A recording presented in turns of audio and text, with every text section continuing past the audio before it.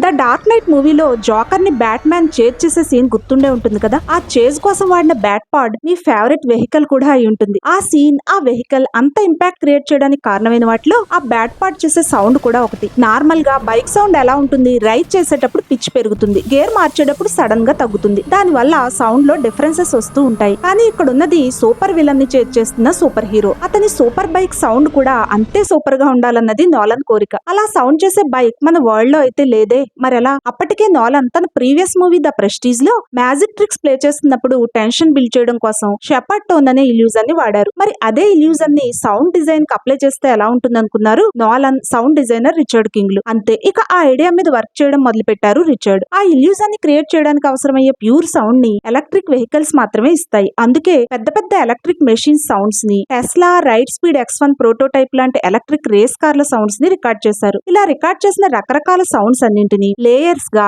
Shepherd tone technique తో play చేశారు. అది ఎలా అంటే, హై పిచ్ లో ఉన్న ఒక సౌండ్ లేయర్ హై వాల్యూమ్ కు వెళ్లి నెమ్మదిగా ఫేడ్ అవుట్ అవుతుంటే, దాని క్రింది ఆక్టేవ్ లో ఉన్న మరో సౌండ్ లేయర్ ఆ ప్లేస్ లోకి వస్తుంది. దాని కింద ఉన్న ఇంకో సౌండ్ లేయర్ పైకి షిఫ్ట్ అవుతుంది. ఫేడ్ అయిపోయిన ఫస్ట్ సౌండ్ లేయర్ మళ్ళీ క్రింది నుంచి స్టార్ట్ అవుతుంది. ఇలా మల్టిపుల్ లేయర్స్ లో ఇంజిన్ సౌండ్స్ లూప్ లో ప్లే అవుతున్నప్పుడు ఆ ట్రాన్సిషన్ ని మన మైండ్ క్యాచ్ చేయలేదు. అందుకే బ్యాట్ పార్ట్ చేసే సౌండ్ హెచ్చు తగ్గులు లేకుండా కాన్స్టెంట్ గా పెరుగుతున్నట్టే ఉంటుంది. మరి టైర్ సౌండ్స్ కూడా ఉండాలి కదా. బ్యాట్ పార్ట్ టైర్లు చాలా వెడల్పుగా ఉంటాయి. అవి చేసే సౌండ్ ని క్రియేట్ చేయడం కోసం ట్రక్ టైర్స్ చేసే సౌండ్స్ ని, ATV అంటే ఆల్ టెరియన్ వెహికల్ టైర్స్ చేసే సౌండ్స్ ని రికార్డ్ చేసి టెస్ట్ చేశారు. దీని గురించి ఆలోచిస్తూ ఒక రోజు రిచర్డ్ ట్రెడ్మిల్ మీద రన్ చేస్తూ ఉండగా అనుకోకుండా తన బూట్ ని ఆ సర్ఫేస్ కు నొక్కి పెట్టి ఈడ్చారట. ఆ సౌండ్ చాలా కూల్ గా అనిపించింది ఆయనకి. వెంటనే తన దగ్గరున్న సోనీ PCM D1 రికార్డర్ తో ఆ సౌండ్ ని రికార్డ్ చేసేశారు. దాన్ని వేర్వేరు రకాల టైర్ సౌండ్స్ తో కలిపి బ్యాట్ పార్ట్ టైర్ సౌండ్ ని డిజైన్ చేశారు. సో ఈసారి ఆ చేస్ సీన్ చూస్తూ ఆ సౌండ్స్ విని చూడండి ఏమనిపిస్తుందో. సో నెక్స్ట్ వీడియోలో డార్క్ నైట్ సినిమాలో